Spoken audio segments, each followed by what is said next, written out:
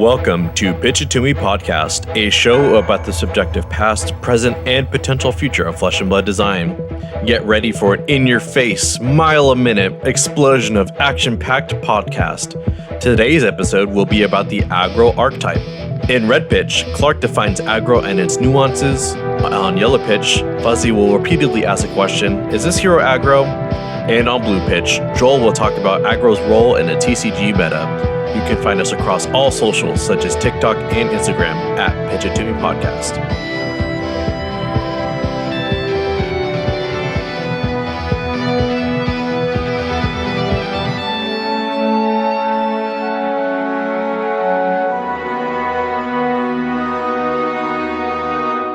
I'm Clark. I'm Fuzzy. And I'm Joel. Happy New Year! Happy New Year!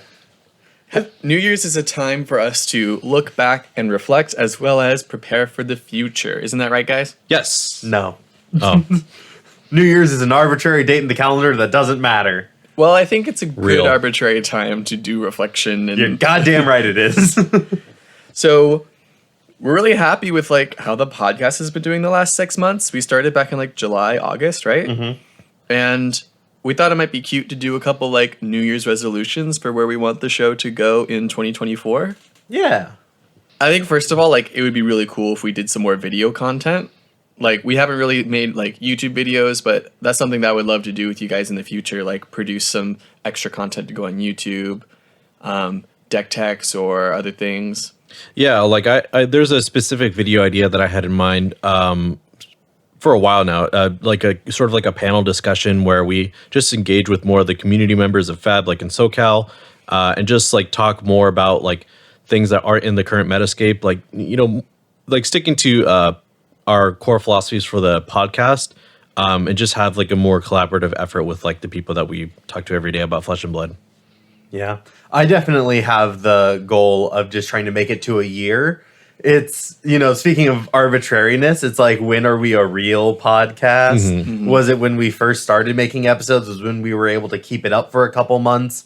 Is it at 1 year, 2 years? Is that a certain listener count? I'm not really sure, but I feel 1 year is nice because I really get to say that I put my all into this project, mm-hmm. and that I was able to sustain it for such a long time. Yeah. And that seems like a really wonderful, interesting thing to be able to sort of tuck away in my little personal resume. Yeah, definitely. Yeah. A whole year of podcasting, it's taken up a good proportion of my life already. And to do that for a whole year definitely would feel like an accomplishment. Mm-hmm. It already feels like an accomplishment, honestly. I'm really happy and proud of the show.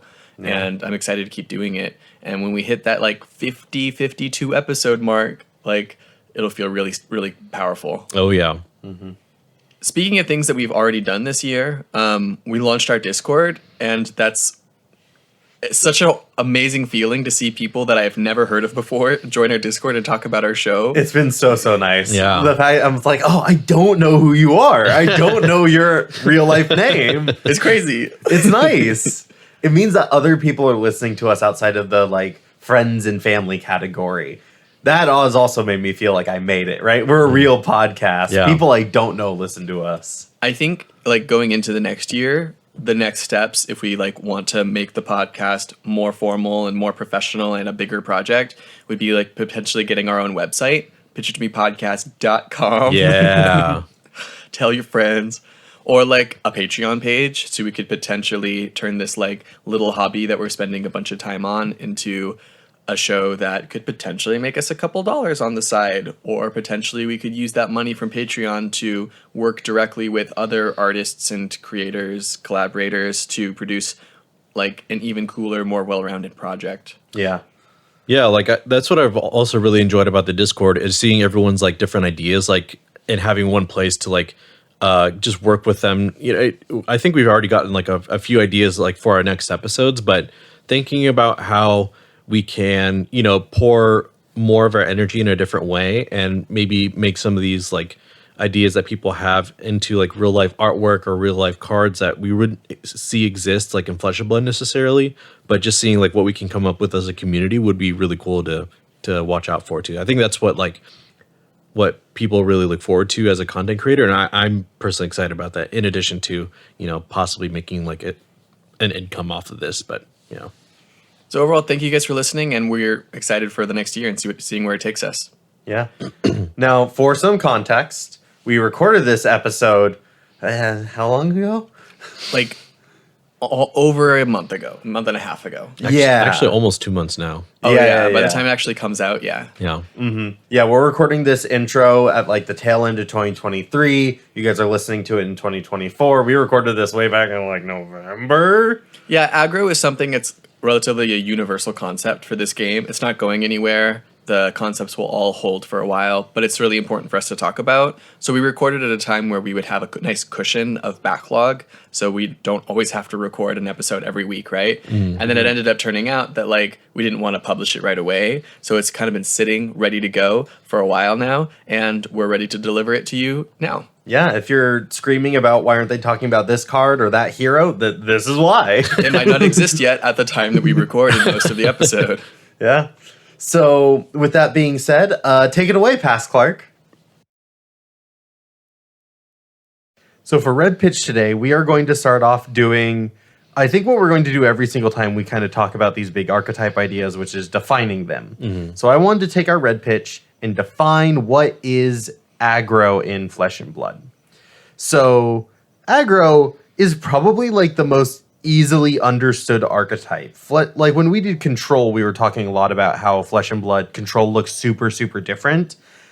It looks very similar here in Flesh and Blood. Really, it's just trying to deal as much damage every single hand as conceivably possible. That's all we're really about. We're not blocking, not in this neighborhood. Yeah, this is the blocking for bitches class. 4 card, 5 card hands. You arsenal, not to like save something up or like play around things. No, you are arsenaling because you just want to have that card on another turn later. You just want more power, big numbers, higher ceilings. That's all aggro is really about. So when I think about aggro heroes, I don't think about their ability to deal 12 damage in a turn. I think of those instances where they deal 20 damage, sometimes even 30 damage. I feel like 13 is kind of like the base rate. Like the average Flesh and Blood hero is probably thinking, how can I deal more than 13 points, whether that's defensive or offensive? And Control heroes are usually getting those points by like blocking or disrupting. Aggro heroes are getting those points with synergies in their card pool or cheating the game rules by having above rate cards that come at weird penalties that they don't actually really care about, things like that. Yeah. Or just playing one giant mountain. I also think that aggro is all about getting and keeping tempo. So tempo is this idea in Flesh and Blood. Really, it's an idea in a lot of card games, but it's extra important in Flesh and Blood. So tempo is the idea of... Oh man, how would I go about describing tempo? Do you want me to give it a shot? Sure. So I'd say tempo is when you are winning, very loosely. If you are winning, you have tempo. If you are putting more pressure on your opponent, so you're forcing them to block, meaning they don't have enough cards in hand in order to put back a threat, you have tempo. In other trading card games, if you have a bigger board state, which means your opponent has to respond to you instead of putting on more pressure, you have tempo, right? And there are a lot of other ways you can think of tempo as well, but like in Flesh and Blood, when you have a higher life total, you often have tempo because you can sacrifice that life in order to return more damage, which means a lot more for your opponent, like the fact that they have less life to spare, right? There are fewer options than you do. So I always feel like I have tempo when the opponent is blocking a lot and then not attacking me. If I'm not getting attacked back after my turn, I feel like I have tempo. And aggro really wants that because then you are keeping multiple 4-card hands, one after the other, and that's really what they're looking for. The only other asterisk that I'd really want to add there, Clark, is you have the tempo if your opponent has to block. If your opponent is blocking all the time, it might be because that's what they're doing with their tempo. Like, they're just totally okay with that. They don't feel like they have a lot of pressure on them. Yeah, but you can have tempo when your opponent's at 25 life. Sure. You don't need to be like attacking for 25 to gain tempo. You don't have to attack for lethal to have tempo. I'm not saying lethal, but if Lexi comes at you with like a bunch of really cool on hits, or like if I'm playing Briar, which isn't in the game anymore, but like I play like 2 snatches in a turn, you know? I had to have tempo in order to do that because I had to keep a big hand with like some stuff to give go again. Like I had to keep at least 3-4 cards in hand in order to do that, which means that I either took a bunch of damage to get that tempo, or I had the tempo before and I had already forced you to block, and now I'm able to keep the cards in hand because you weren't presenting enough pressure. And now you have to block my snatches because the amount of value I get from attacking is such that even if you have 25 life, it doesn't matter. You have to block my cards. That's what tempo means to me. I don't know, because have to is like a very particular term in my brain. Okay. Like have to is literally have to. Okay, then right? maybe instead of have to, what I mean is you have a very reasonable amount of pressure, right? I'm really giving you a reason to block my cards instead of what you really want to be doing. That's tempo. Yeah, because even with a life lead, you're like, okay, can I just take 15 damage to try and close out the game? What if I can't? So it's an interesting position to be in, because even if I have the life lead, maybe I want to conserve some life and block with maybe one card that doesn't equate as much damage as my other 3 cards. So I'll just throw this in, conserve life, and still try to close out the game with my remaining cards. And there's a lot of nuance in that have to, because that's where like misplays happen, right? If you think you have the tempo, you think you're presenting a problem that your opponent only has one solution for to block, and then your opponent's like, actually, I don't care that much about this. And then they end up like pivoting and like, actually, they have the tempo and they come back with a stronger play, right? Yeah. Like that's where mistakes happen. I think another like a good allegory for tempo itself, and this is a little bit of a tangent here, but I think it's a very important concept when we're talking about aggro as a whole. But like chess is the best like example of tempo. If I threaten your piece, then you have to respond by like either moving that piece or maybe like capturing mine in response. Like I am proposing the question that you are assumedly going to answer with your next move. I have the tempo, you know? Yeah, no, I like that analogy. I think forcing your opponent to make a decision, because raw damage doesn't necessarily, like, I feel like 2 aggro decks can trade quote unquote tempo with life point swings all day long until, like Clark said, you have to, because if I don't, it's game over, or it equates another card. Like you said, Fuzzy, like if you're threatening me with a snatch and you have Snapdragon Scalers to give it go again, then I'm like, okay, I have to answer this, or I, instead of living at like 2, I have to deal with another card after that of, you know, equal pressure. Like letting this go by ends up being way more points of value than you were expecting. Right. So like if a snatch hits, that could represent another 4 damage. So that 4 damage attack could actually be an 8 damage attack unless I block it. Right. Doubling the value of it by letting it hit, which is something most decks are not going to allow it to happen. That's certainly, I would say, an aspect of tempo.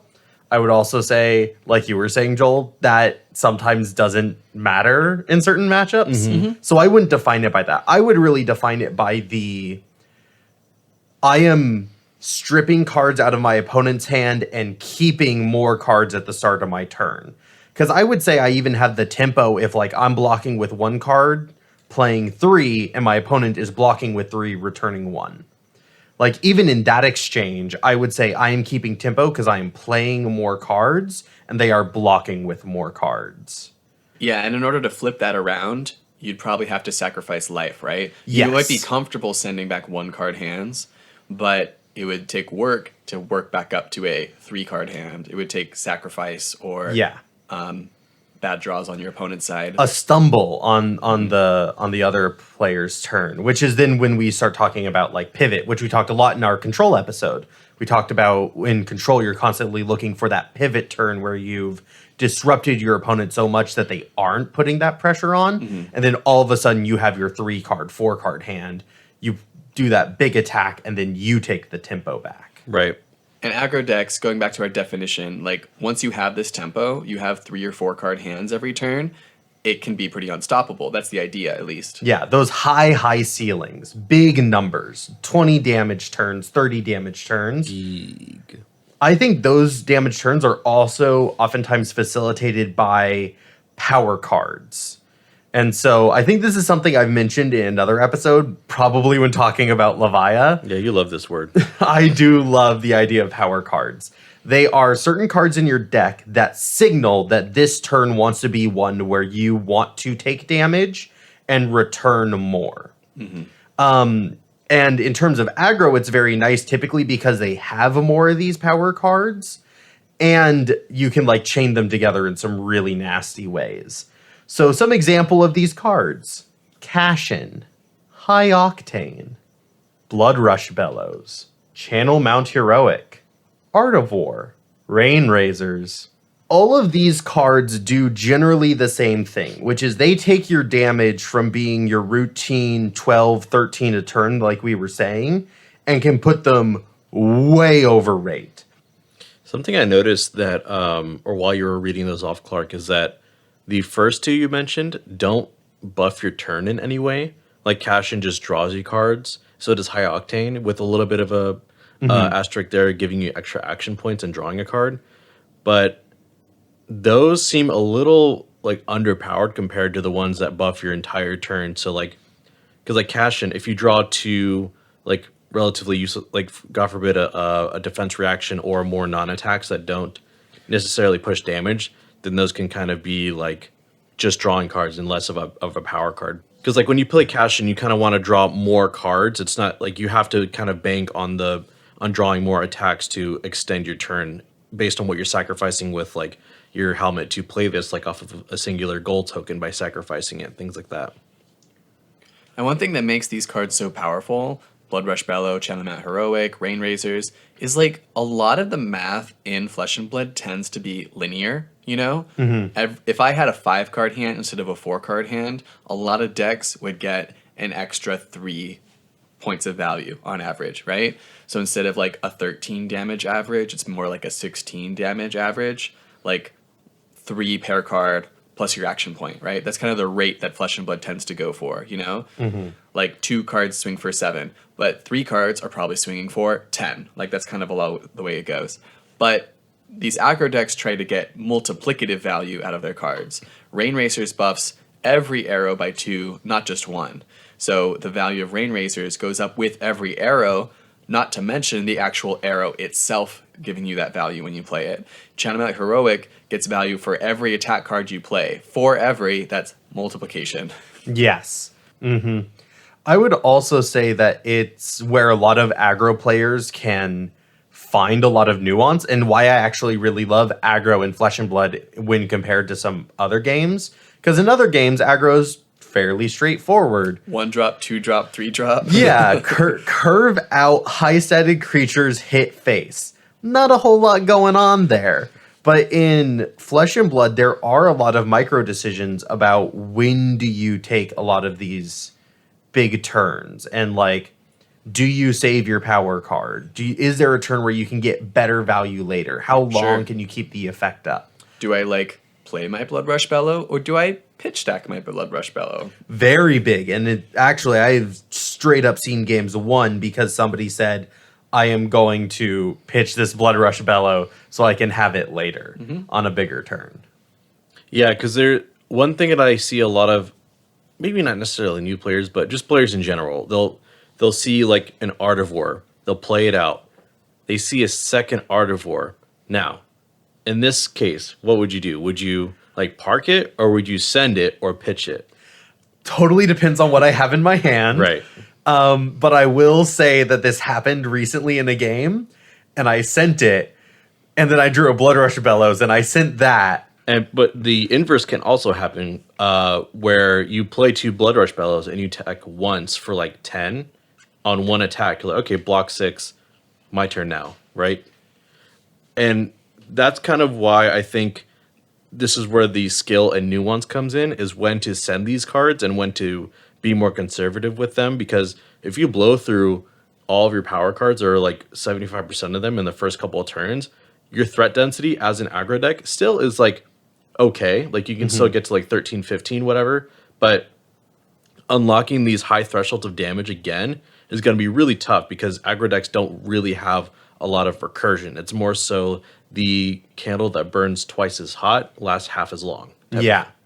I also love that you brought that up about threat density, because a big issue that a lot of aggro decks will run into, especially heroes that don't quite have enough power cards and things that make them operate good in the aggro space, is that you'll end up in a situation in the late game where the opponent is just blocking all your damage and you can't kill them. And you're thinking to yourself, what the fuck is going on? Yep. Why can't, they're at 3 life, I'm at 12, why can't I win this game? And you're like, oh, I'm going to be smart. I'm not going to attack with this card. I'm going to arsenal it so I can have a bigger turn later. And then you like leak a little bit of damage. And then you go for the big turn again and they're still alive. And that happens turn after turn after turn until you get fatigued out or you stumble enough because you only have blue attacks left in your deck. And then all of a sudden the other deck just runs you over. That tempo switch happens and you lose the game. That happens to a lot of new players when they're first playing Flesh and Blood. And that playing around that looks like pitching your power cards, pitching your reds, making sure that you have enough damage for that late game situation. But I think it's also an inherent thing that is built into aggro in Flesh and Blood, which is aggro is big numbers, and it is raw damage. It's not exactly disruption or like these big evasive effects like dominate. You're not really throwing 4 dominated attacks at your opponent. Well, probably not any hero, right? Like you have like Bravo, who's really good at like 1 dominated attack, where like when he has all the tempo, he can guarantee 6 damage, which is certainly nice, especially when it's backed by a killer on hit that can wreck your turn. Or like Azalea, who has dominate and is not quite an aggro deck. Maybe you guys would consider Azalea to be an aggro deck, but it's more about like just landing that 1 solid hit.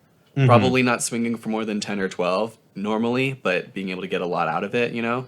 Yeah. But you don't really see these aggro decks with these 30 damage turns also having a bunch of dominate, overpower, frostbites. Like that's not really something that works well together. If you are dealing massive amounts of damage and also giving massive amounts of disruption on the exact same turn, that is overbearing and completely unbalanced. No deck can really stand up to that. So you either are kind of building your deck to lower your ceiling, not present those massive raw damage numbers, or you're increasing the amount of disruption and what I'm calling evasion. Evasion is another weird idea in Flesh and Blood. It's kind of like dominate, but there's also a little bit like intimidate is kind of what made me think of when I was writing evasion here. I think there are counterexamples for what you're talking about too, though. Like, I feel like Max Nitro is an aggro deck that also has a considerable amount of overpower. It might be like an exception to that like makes the rule, though. You know, like it's one thing that makes Max unique as an aggro deck. But that's very much a great example of kind of what I'm getting at here, is that it's not a consistent part of their game plan. Instead, it is, I have a very small amount of things that do this for me, and I need to save them for the end of the game.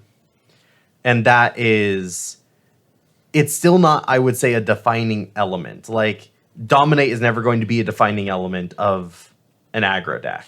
But there will be maybe 1 or 2 cards that can provide that effect, and you need to be very cautious about when you use them. And that's where the complexity in aggro comes in. Well, you brought up evasion, which I thought was interesting, because evasion in like something like Magic the Gathering means your creatures are harder to block, like with flying, making it so that it's like literally flying, you cannot block it, or it says like unblockable or Menace. It has to be blocked by 2 or more. right, menace, Even Death Touch or kinda. protection. I was going to mention protection as being a kind of evasion. Right, so all these things make it harder to block, and I think there's fewer examples, but like you already mentioned Rhinar with Intimidate and your Dominate example, and I think there's a reason why, because these effects are meant to like maybe like close out games more so than be a integral part of Flesh and Blood, because then it takes away from the turn-by-turn decision-making that is so essential to Flesh and Blood. Yeah, so maybe evasion isn't quite the thing. No, I really like this point. I Yeah. think I like kind of agree with it and kind of disagree, but the idea that like if you had raw damage, huge damage that also carried disruption and or evasion, it would be very strong. That's the point you're trying to make, Clark. Yes. That's absolutely correct. Yeah. And it has happened in history. Like those decks exist. They are strong. I also agree. It sounded like I didn't, but I do agree. Okay. Let's keep all of those points in mind as we go into yellow pitch, but remember that there are going to be lots of cases in Flesh and Blood in the past, present, and future where those definitions break down a little bit and we see different patterns, different heroes that we might consider to be aggro that do different things, or heroes that we don't consider to be aggro but check a lot of those boxes, maybe. So let's move on to yellow pitch. I wanted to have a discussion about the different heroes in Flesh and Blood, and where we have the vague ideas of what makes a hero an aggro hero, let's talk about what heroes in practice we actually consider to be on that list by going through a bunch of like fringe cases. I think like Phi is very clearly an aggro hero. I would not consider him a fringe case, right? Right? I'm not going to argue otherwise. I'm not going to argue Phi is an aggro.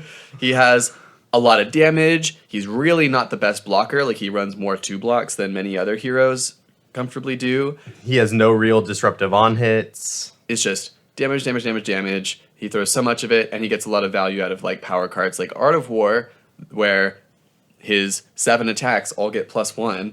He has like equipment that like sacrifices itself for short-term value, like Mask of Momentum, depending on your build.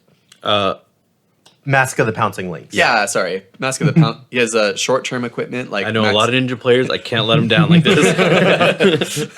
He has short-term equipment like Mask of the Pouncing Lynx, which gets you value on a single turn, but that value is big enough, and you're not planning on having many turns anyway.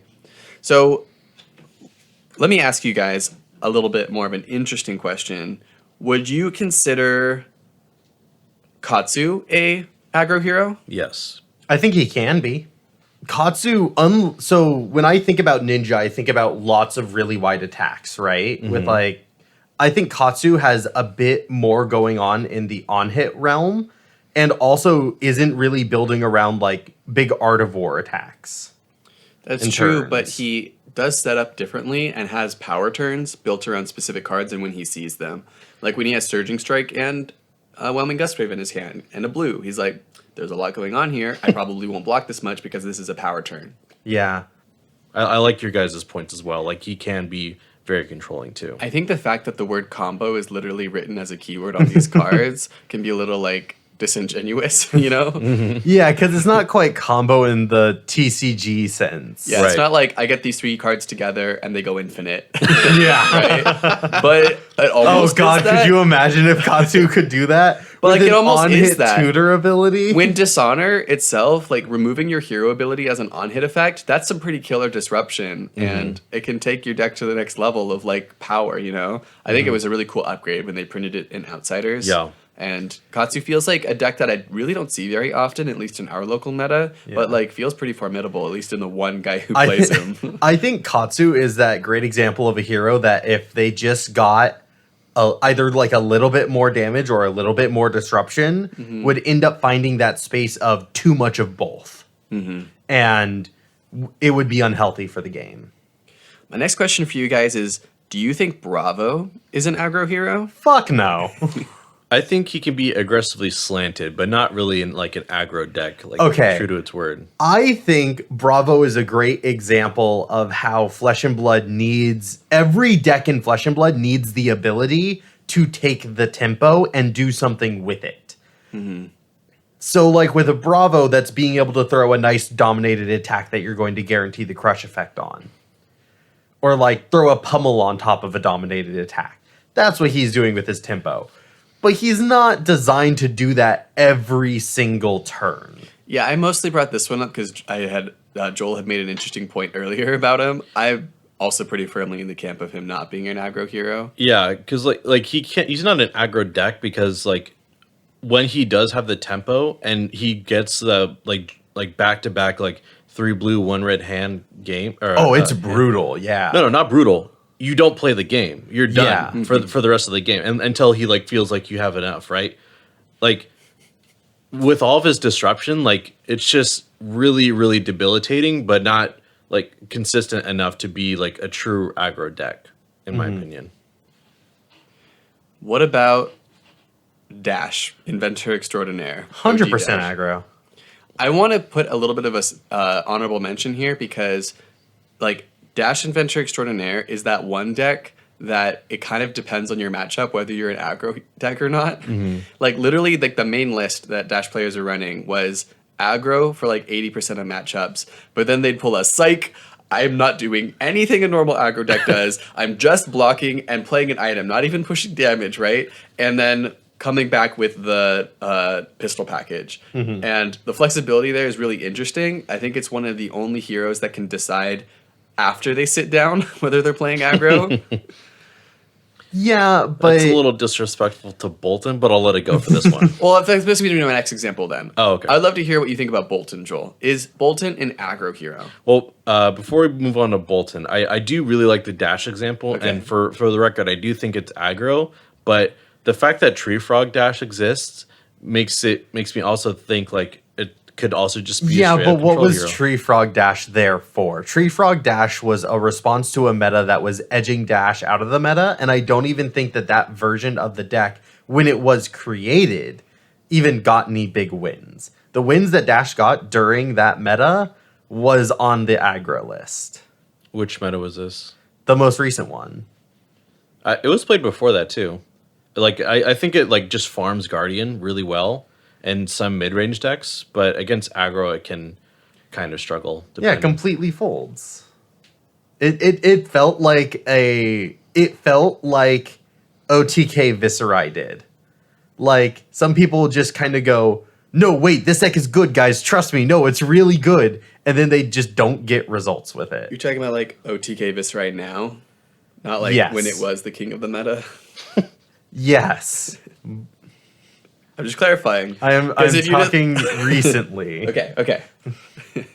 I know that, but the listeners might not. It you know? existed in the same. Like the only reason I heard of Tree Frog Dash is because we have 2 mechanologist diehards in our friend group, both of whom were trying to figure out how to make Dash work in a meta that seemed very hostile towards her. Yeah, I mean, I saw it rose to popularity in like the Starvo meta because then she could reliably block out Starvo and then like in the long game, pistol it out. And I still like it in slower metas. So Bolton. Yeah, Joel, I'd love to hear your opinion on Bolton. Yeah, so Bolton I think is actually all 3. Oh, okay.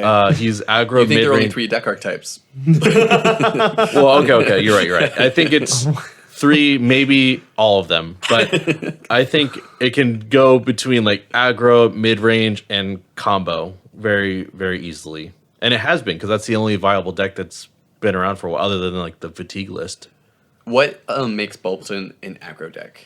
So And I also kind of want to clarify, there are different ways to build different heroes, Like, if I sit down to play Control Katsu, that's not aggro, right? Yeah. But, like, in the quote-unquote aggro versions of each hero, like, does it really shine? And, like, what is it about it that makes it aggro? Because the answer is a little bit different depending on the hero that we're talking about, yeah, with Bolton, so when you switch to the rating game plan, it's going to look different whether you're playing it against like a ranger or like a guardian or a brute. Like against guardian, you're going to want to like block really efficiently and maybe like throw little small attacks to build up your soul and then have like one turn of like 20 damage and then like do that maybe 1 or 2 more times until they get into like a blocking range against Bolton, which if you're blocking against Bolton, you probably lost. Like that's one thing that Bolton does really well is closing out games versus playing against like an assassin or a ranger where you're just kind of like going whenever you have to, whenever you're like able to, even if it's 4 or 5 cards hands, you're just going to push as much damage as you can. And you're pretty good at leaking damage because a lot of these characters have 3 blocks, but they're attack action. So it turns all of my attacks and like 0 for 4s, things like that. And then there are decks like Dash, who has a lot of like raw damage, but doesn't have any like really good on hits. So I have time to set up my perfect combo and just kill them in like 1 turn or maybe 1.5 turns, and I spend like the next 2 or 3 turns closing it out. So in that situation, you're blocking a lot more, right? Like if you're against a Dash, you would not be considering yourself an aggro deck. Exactly, yeah. And it's all in the same list, which is what's interesting. I don't think he's aggro at all.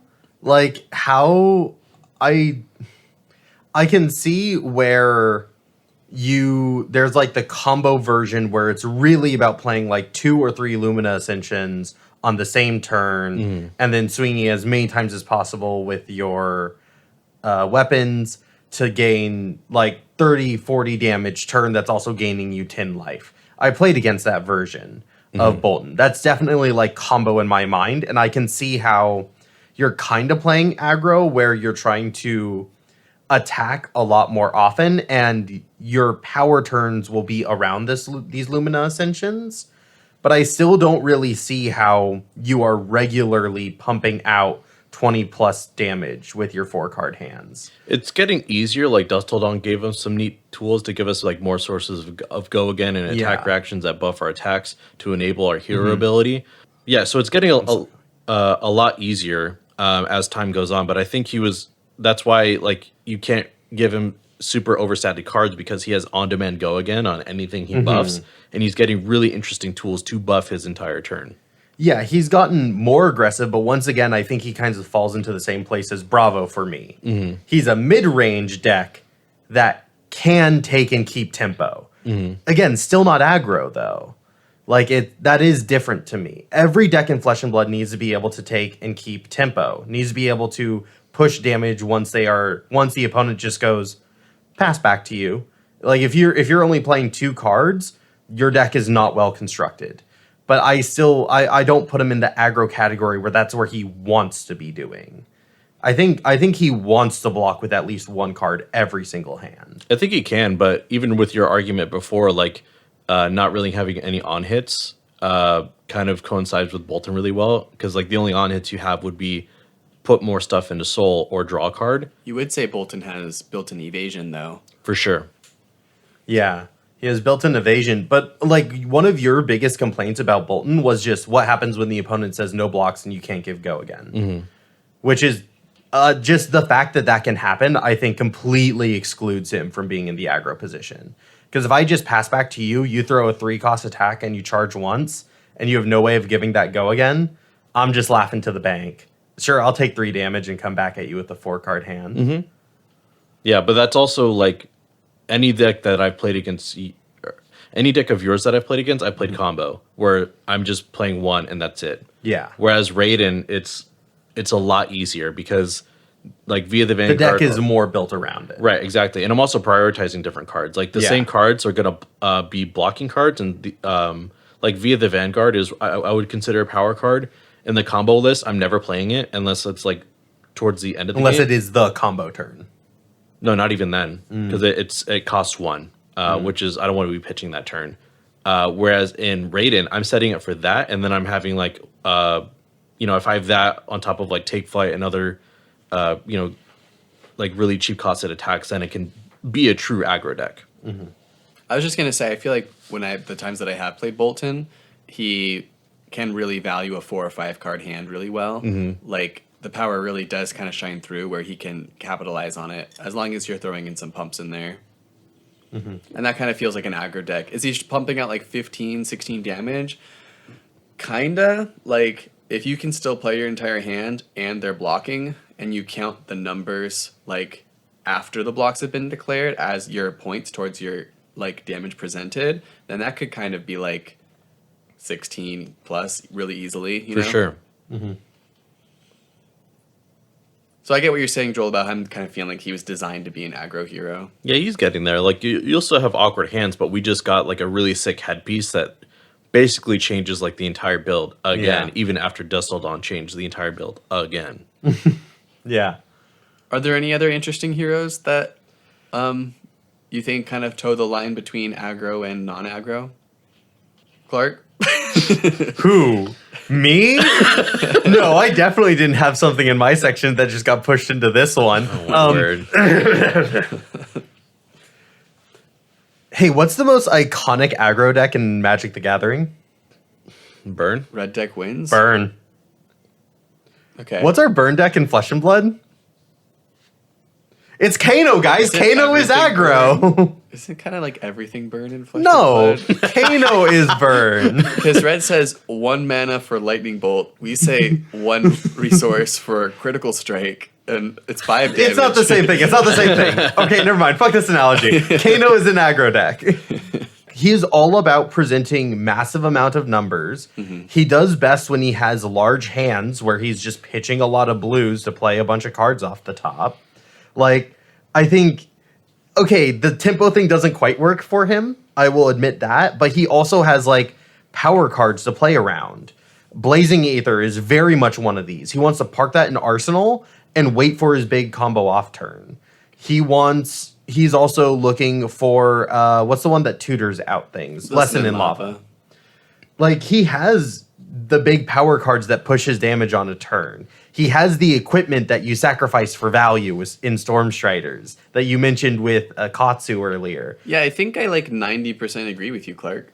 Yeah, he's don't. an aggro deck. I don't on principle, because before we didn't have the conversation about Bolton. On the pod we did, and now I'm like, you think Kano is an aggro deck, but Bolton isn't? I'm sorry, is Kano winning or losing in the first 3 or 4 turns of a game? No. Yes. Yeah. Kano is winning or losing very, very early on into a game. Oh, wait, No, no, I think sorry. more like 5 through 7. I misunderstood what you were saying. I think Kano is like whether or not you get your combo piece. I think he's like more combo than any other deck in the game. I think You're right. The biggest, But also, that's not fun. he is a lot. He is like the aggro deck that's closer to combo, or maybe the combo deck that's closer to aggro. You know, I feel like the difference is that like you can look at your 4-card hand, and sometimes it's trash, where like this is not the turn where you're gonna deal 20 points of damage. You know, Yeah. You know, I would say 75% of Kano turns you're dealing like 6. You know, and blocking 2, maybe a little bit more with some nuance there, but like maybe 9 instead of 6, you know? Like, how can you say it's an aggro deck when you look at Fi, who's like, I'm going to present 15 every turn, and Kano is doing half that? Because he doesn't have any disruption. He fits all of the little points I set up in my red pitch. Does a lack of disruption define aggro? It was definitely like one of the points that I made in red pitch. Yeah, but I guess I wasn't getting too 4 to 5 card nitpicky hands are with- ideal.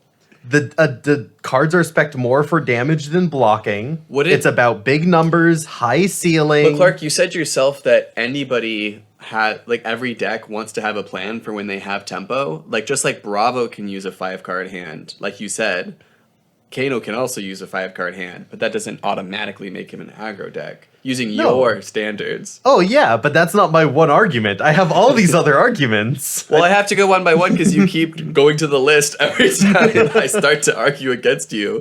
I think it's cute. I think it's like on the same level as like everything's kicker and magic, but is it really? No, he's a combo deck. He is about trying to set up a bunch of the big cards off the top, putting those E-pots out, having the Findall's activation, parking the right card in Arsenal for Stormstrider. Oh my god, I ran out of breath. I didn't know that could happen. Oh no, it happens. Parking the right card in Arsenal. Like, he's definitely more of a combo deck, but I think he has these very aggro-y elements, actually. And I think you see it the most in Blitz. Like, in Blitz, he's going to wait for you to be empty-handed, throwing lethal, and then he's going to try to deal 20 plus off the top. You know what might be like skewing our definitions here? I think Kano might be the only combo deck. He might be. No, I think Nitro Mechanoid a little bit. Aren't those decks kind of fast as well? Because you're boosting and pushing a lot of damage as you collect your hyperdrivers. It really depends. The way that a lot of maxes have been building their like high octane Nitro Mechanoid decks right now it really is the sooner you get Nitromechanoid, the faster you win, and the earlier you get it on the field, the more likely you are to win. I haven't yet In to that way, it makes them combo. I have yet to have the privilege of playing against Nitromechanoid. I'm excited for the day where I get to sit down against one of those.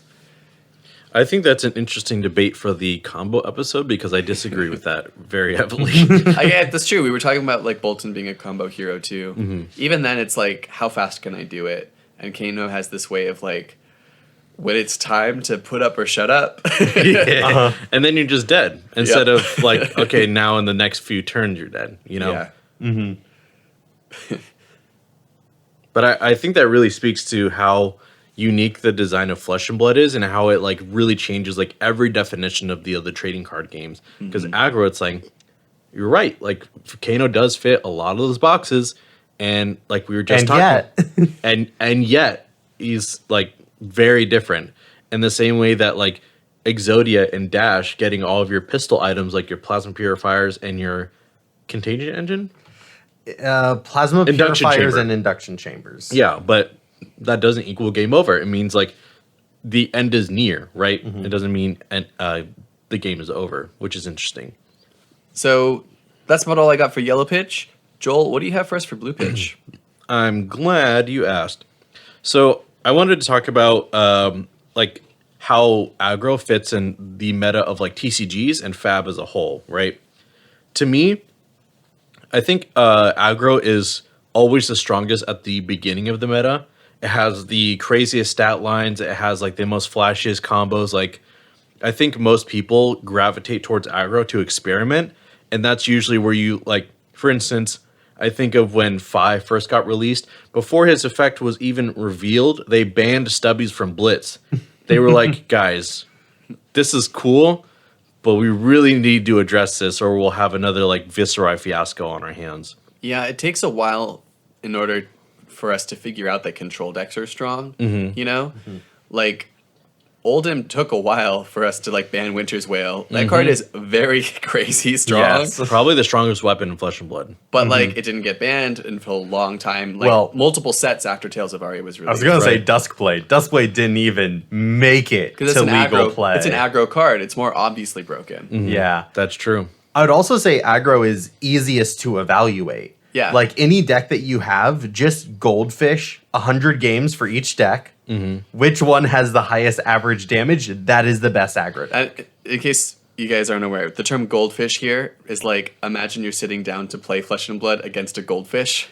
So you're Is that what it means? Yeah, so, oh like- my, that so- is so stupid. So you're not playing against a person. You're just kind of running through your own lines and kind of imagining like, oh, maybe I can block with this card. Like not actually playing against attacks, but imagine blocking with this card and what would my hand look like if I do this? You're kind of like running through your deck without it having an actual opponent. That's what goldfishing is. And that's a great way of testing aggro decks because aggro decks want to keep their 4 or 5 card hands. yeah, so they don't you're care. just- Your opponent can do nothing. Goldfishing is actually great practice for aggro players because you just go, what's a good how do I get the most damage out of this hand? And then when you go play in real life, you do the same thing. You can't do that with control. Yep. You need an opponent. Exactly. Whereas, you know, I feel like aggro in that sense sets up the meta to what it is.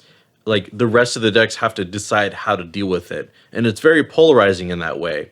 Like it'll really change. Like for instance, I have a couple pet heroes, obviously, Levi and Bolton. So every meta, if they are not at the top, I have to figure out, okay, I can do my thing that my hero is designed to do. But those 1 or 2 heroes at the top, I have to figure out how do I interact with those? Do I have to be more defensive against them? Or do I have to tweak my deck in a way where I can, in this specific moment, or with this specific tech card, overpower them and kind of take the tempo? Like I have to be very calculated about it because that's how polarizing aggro is in a lot of ways. And one good example of this is Lexi with the latest meta. She pretty much changed the playstyle of 2, maybe 1 technically, but 1 hero that was traditionally an aggro hero, but literally flipped the script and was a fatigue hero for like 1 season, and then she left. That being Briar.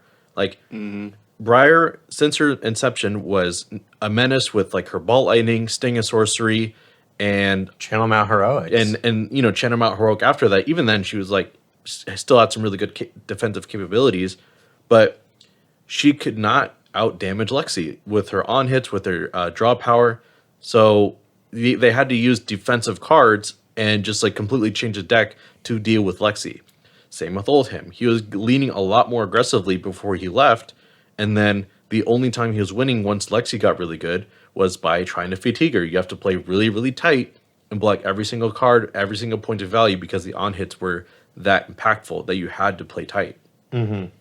Yeah, you pretty much said this already, Joel, but I just want to add like that aggro inherently is going to be able to get in the meta first as new decks are being evaluated. Again, I'm just kind of rehashing what you guys were saying. But like imagine a new set comes out and you're like, ooh, there's a really cool control archetype that's printed and there's a really cool aggro archetype that's printed. And both of them seem like they have the potential to be really strong. It's going to be the aggro deck that puts up tournament results first because the control deck has to figure out what the meta looks like before it actually starts to get tuned. It's very important for control decks. Yeah, control is always responding to the aggro deck. And because it's very linear how to evaluate aggro decks, there's going to be a clear winner sort of setting the pace. And then all the control decks get to sort of revolve around that deck and figure out what is my hero's way of dealing with it? What is this hero's way of dealing with it? And then you start building, your triangles and your polyhedrals and all the different this percentage against that hero and that win percentage against that hero, and it becomes a whole diagram. Although in Flesh and Blood, that's also a little bit not true. At least right now, we've seen some very stable metas where like they've released set after set after set, and the aggro heroes are the same list that's been around for like years. Yeah, seriously. Yeah. Also, hey, Dromai, can you get bad pretty soon? I'd appreciate that. No, she's always getting better. Tome of Imperial Flame. And that kind of bleeds into my next point really beautifully. And I love the fact that Flesh and Blood silos like aggro decks and makes them unique. Like it's not all vanilla numbers like similar to Fire or Dash. Like we have characters like Viscerai and Lexi who spread out their damage in very unique ways. And their counterplay or their counter heroes, based on how they interact with the aggro hero, makes the meta like very settled in a way. And then every other deck that wants to specifically target the number one deck has to now contend with the counters to that. And if they don't interact in a perfect triangle, you have an even larger meta share of the top 2 to 3 heroes. If you can't beat B and C hero, you're not even going to get close to A, like when you're getting paired up at a tournament. I'm so glad you brought that up, Joel, about like each aggro deck being unique. I kind of used to think that wasn't true. Like take a card like Scar for a Scar is like a great aggro card. It's a 0 for 4 go again. That's lots of really good value. It has a break point, and you're going to have lower health anyway because you don't give a shit about blocking. So you're trying to just send damage. And I've kind of realized, like, now that you brought it up, that there's actually lots of good aggro decks that don't run Scar for a Scar. Like, even the generics that just seem like really solid aggro generics, lots of decks have good reasons not to run those generic ones. Like, our Mechanologist aggro decks, they want to run as many Mechanologist cards as they can. They cannot afford to run generics. Or Alexi has a focus on arrows. She wants to run those arrows as much as she can. That's the silo design that you're talking about that does permeate a lot of aggro decks. Just not like Briar. They did not do a very silo job on Briar. No, they did not. Or they just the silo. Each aggro deck is doing something so uniquely different. I love Viscerai because I feel like every attack I'm technically presenting 2 breakpoints, a physical and an arcane. And the more regularly and efficiently I can do that over the course of a turn, the more damage my opponent is going to leak and the easier it is for me to win. And it gets harder. Like when I was playing Viscerai in the most recent meta, I was really struggling because I needed to have a sideboard plan to beat Lexi and a sideboard plan to beat Dromai and a sideboard plan to beat Bravo and a sideboard. And I ended up with this big clutter of cards and it was diluting the main game plan. And it's why I think Viscerai ended up not actually doing well in that meta, even though I think with Rosetta Thorn, he still had some of the strongest turn-by-turn damage output in the game. For sure. It was because all these other top heroes he couldn't deal with all of them. And because of that, you needed good gem luck to put up results. Yeah, seriously. Or you needed to like go to the Nationals tournament and then wait till everyone's scrubbed out and play in the calling. Because then there's less like Lexis theoretically in the larger pool. There's going to be more rogue heroes. God, I fucking wish. Played against 2 fucking Lexis. Nice. Yeah, unfortunately, it's not a science. Yeah. Like, there's so much colloquial conversation that sometimes isn't represented in statistics. Sure. And then sometimes the statistics, if you don't have the right measures, ends up completely misleading you on where things should be. I've watched a lot of video essays and statisticians talk about how to measure video game metas. It's very interesting. As a translation, like you can bring whatever perfect tech you have for that one hero, but you're going to get dumpstered by everything else. Like You pretty handily. could. Yeah. Yeah. Or you could only find what you were there to counter and just like wipe the floor clean, right? There's always this like after you lose the first game, there's just this purgatory of like 0-1 aggro decks that couldn't hack it, and now you have to deal with all these rogue decks that you're horrible into because you weren't teched for them. So there's definitely that aspect in tournament results. Another thing I wanted to talk about is we've already alluded to it a little bit in how mid-range and combo decks can sort of masquerade as aggro decks when the time calls for it. When before Oldhim rotated, I found him to be very aggressively slanting, and that's a style of Oldhim that I really enjoyed, where you focus on like the big 6 cost 10 power attacks like Glacial Footsteps, Thunderquake. You throw some Pulverizes in there, but he still wouldn't be an aggressive or an aggro deck. He would just be like aggro Oldhim. You have to kind of like say aggro and then the name of the hero. Because I have to do this to beat a specific deck. You know what I mean? Yeah, in that sense, aggro really just means aggressive, not quite the aggro archetype. Similarly, in the mid-range category, like Levia, for instance, I don't think she would be ever considered an aggressive deck. I think Brutes are more mid-rangey, but Blood Spellers, which you mentioned earlier, Clark, is a power card and lets Brutes compete with aggro decks on like 1 to 2 turns per game, in the sense that I can break my normal numbers of like maybe 6 damage per turn or 12 into like 18 or even like 24 damage in one turn. Brutes always kind of look like they want to be aggro decks, but with the way that they play their 4-card hands, they actually kind of don't want that. Because you discard a card at random, you actually always want to be blocking with 1 card. Right. Then pitch, play the card so that you're guaranteeing the 1 card in hand getting discarded so you get the exact effect you want. Right. Or like if you have multiple non-6s, you would block with this non-6s so that you to get it out of your hand. Exactly, right. Which, even though you're trying to be more aggressive, like masquerading as an aggro deck, it's actually like more mid-rangey in that instance, and then continuing with your aggressive turn. On the other side of the spectrum, like combo decks, I think are really interesting to look at because combo decks, they really focus on getting together a few pieces all at once and either end the game or put yourself in a winning position to close out the game.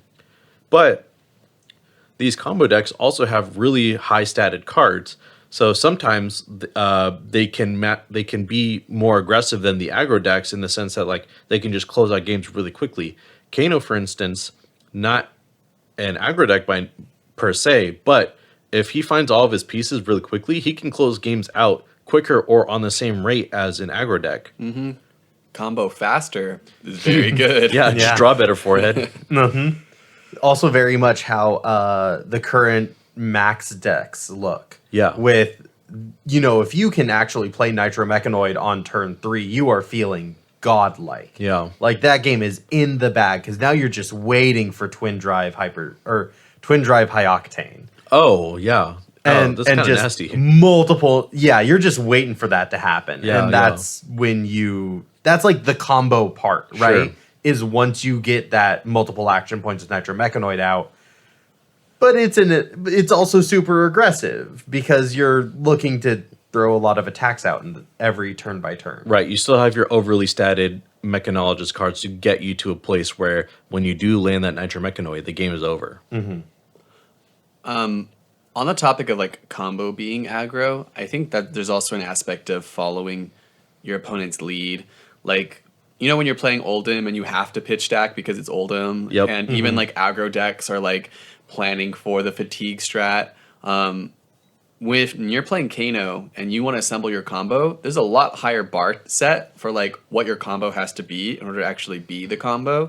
Like you need to take the time to set out energy potions, and suddenly your game plan becomes a lot longer as you assemble the perfect pitch stack and aim to deal 100 damage in a turn instead of 30. I wish that was an exaggeration too. Yeah, so when we look at aggro as a whole and we see like certain decks overperforming or other decks just not quite able to weather the storm like by being defensive, what I find most interesting in TCGs is how they approach banning or buffing other strategies. Like, for instance, Lexi has been a menace, not for a little. It's like been like 7 or 8 months. So much so that I've known a lot of people who like have taken breaks, myself included, from Flesh and Blood altogether, because now I'm forced to either put in reps to a hero I've never played before, it being the deck itself that I don't like, or one of its very nuanced counters, or I can just like kind of take a break because LSS has shown us that they were really willing to let us all suffer so that she gets LL'd so that they don't have to design around her anymore when giving support to her other Ranger counterparts, Azalea and Riptide. So I'm wondering from you two, when do you think it's appropriate to ban an aggro deck for it being too oppressive? Or is it, and like, how do we have to look at the rest of the meta intrinsically and to determine whether or not the rest of the field has the tools to deal with Lexi or deal with the premier aggro deck? It's funny because Lexi is like definitely strong, but when you think of like a long-term like balancing situation, like she's not as strong as other really strong decks have been, if that makes sense. Like Lexi is still very much beatable if she like draws a bad hand or whatever. Where like if you think of like Bravo Star of the Show, or Chain, or like Briar before the errata, like these are decks that were like really, really unbeatable if you weren't playing a top deck. Whereas you can still kind of compete right now with a lot of like B tier heroes. You can still play them to some success. And I think that's the reason that like LSS is hesitating on like really hitting Lexi, even though like as a player, like Lexi feels like she defines the meta. Even if that's not even necessarily true, it feels like it's true that Lexi is so strong that you have to be like either playing Lexi or Dromai, which kind of like counters Lexi. Yeah, I think LSS actually handled it perfectly. I think maybe some people who are more competitively minded than me and have gone to like way more callings, PQs, and all that, they would have a much different opinion. But as someone who's just been playing the game at armories and going to the occasional tournament, I think they handled the Lexi situation perfectly. They waited for her to actually reach that point, and then they evaluated where she was in Living Legend. People were like, man, she just missed out on Living Legend in this past meta. So what now? You nerf her into the ground and then she never leaves the meta? She's always just hovering on that fringe? No, you have one more little bout, 1 month and a half, where you still have to deal with her. And it's also right at a time that they printed a bunch of new cards, so maybe one of those cards provides an answer that can make the game more interesting.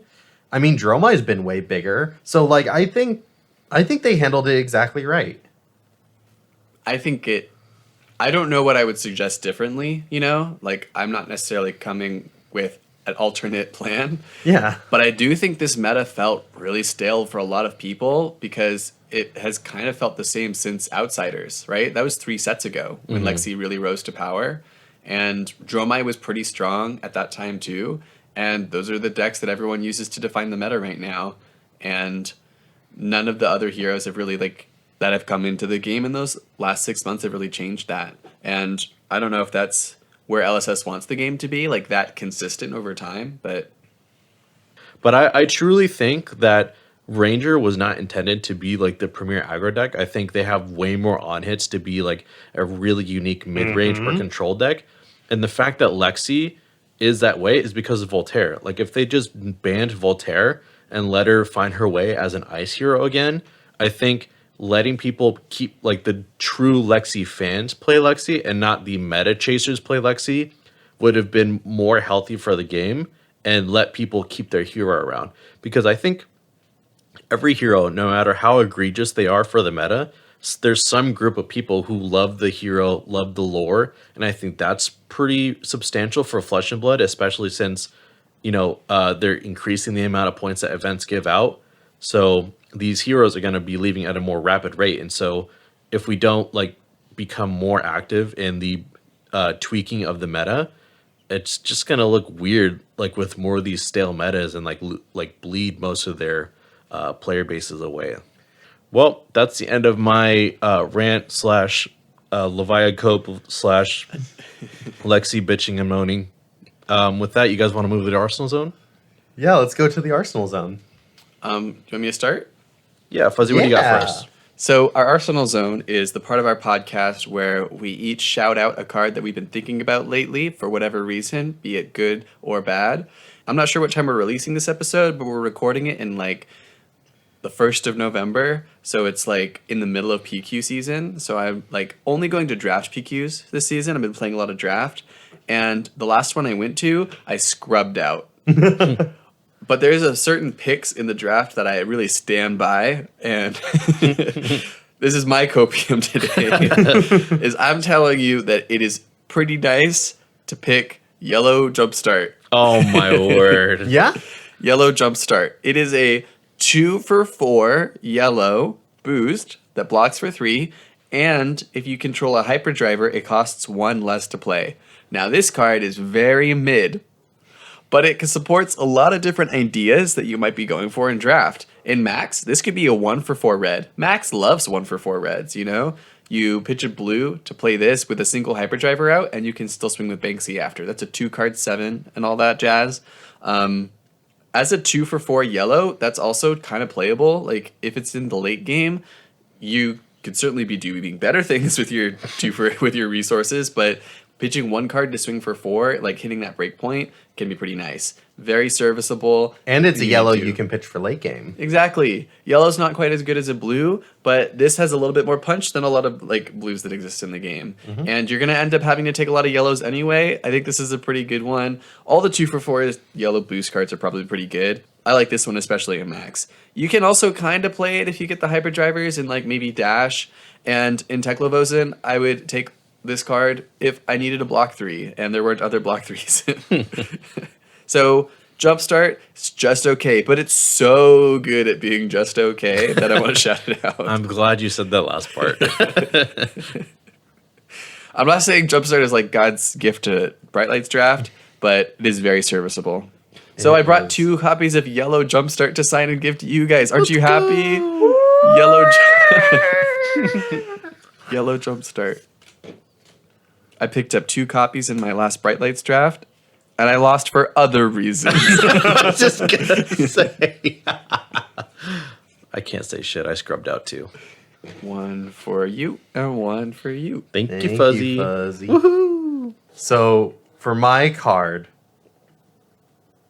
it's time for me to talk about one of my most hated cards in Flesh and Blood. Oh God, no. This is the one I wasn't prepared. Teklo-Core. No! Teklo-Core.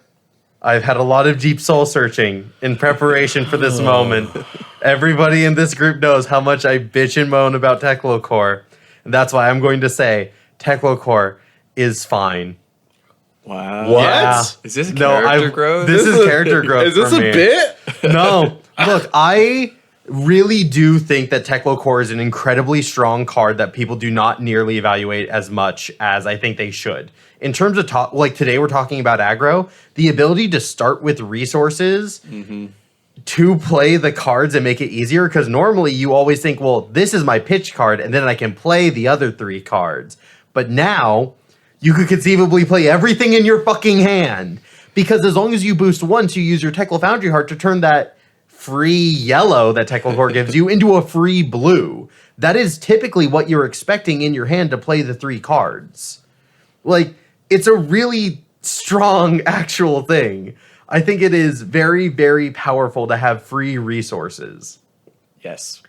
But you don't get to control them. You don't get to pick and choose when you get 2 free resources. You have to get at the start of your turn. Now, Han, I love you, Han. You always try to argue, but it's an item. It's a non-block. I can't play anything after Teklo Core. And it's like, yeah, that's not a fucking issue. You just play it at the end of your chain. Like, you just do that instead of your pistol shot. Whoop-de-doo. It's not that big of a downside.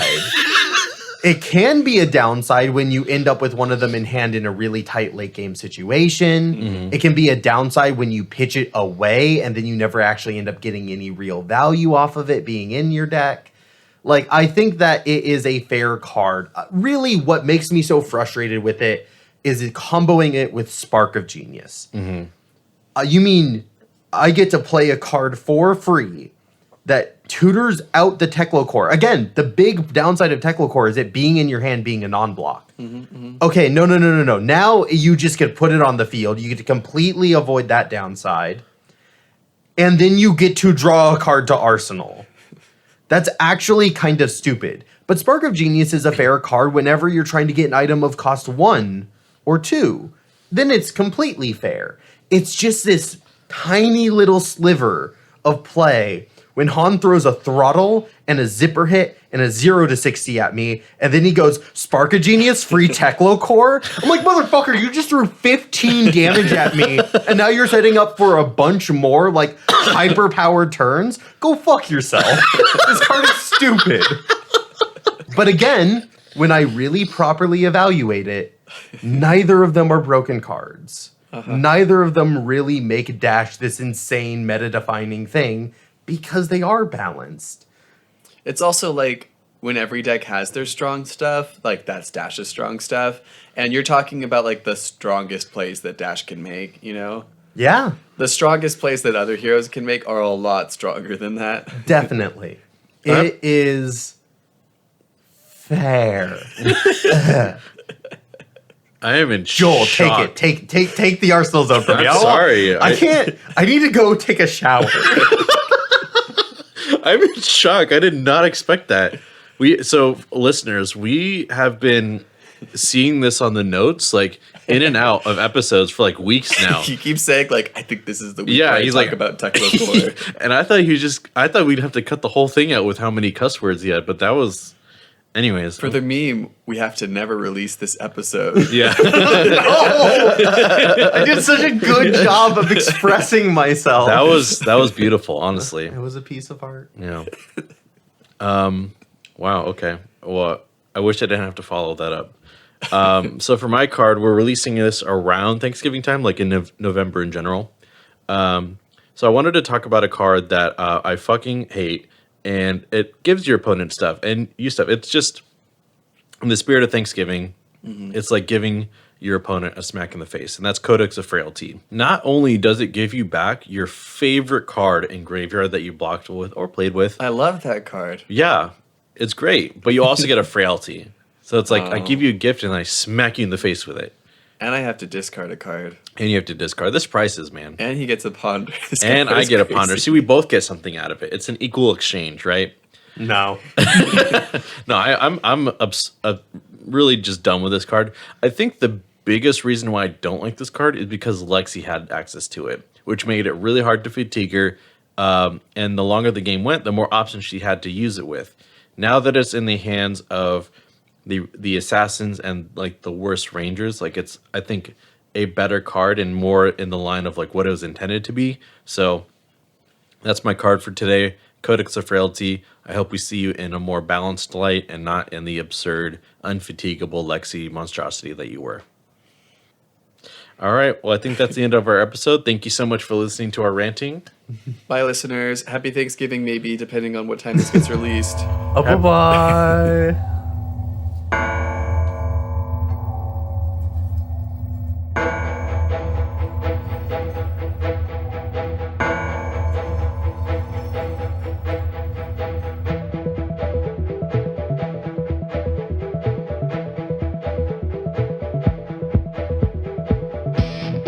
Pitch It To Me podcast is hosted by Fuzzy Delp, Clark Moore and Joel Recinos. Executive producer, Talon Stradley. Logistics coordinator, John Farkas. Music by Dylan Hulse. Logo by Han V. Sound mixing, Christopher Moore. And last but not least, you. Thank you for listening. Please give us a follow on your favorite social media platform at Pitch It To Me Podcast.